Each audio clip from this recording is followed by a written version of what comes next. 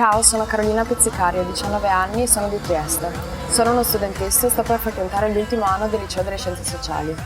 Mi definisco una persona amichevole ed estroversa, amo uscire con gli amici e stare in loro compagnia.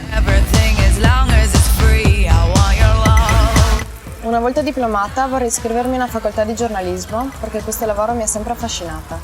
Al momento non pratico nessun tipo di sport per mancanza di tempo, ma ho fatto per 7 anni danza moderna.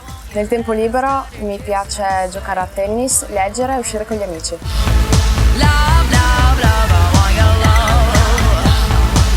Miss Topolini è la mia prima esperienza nel mondo della moda. Mi sono molto divertita e vorrei che si concludesse nel migliore dei modi, quindi giuria, datemi il vostro voto. Ciao a tutti!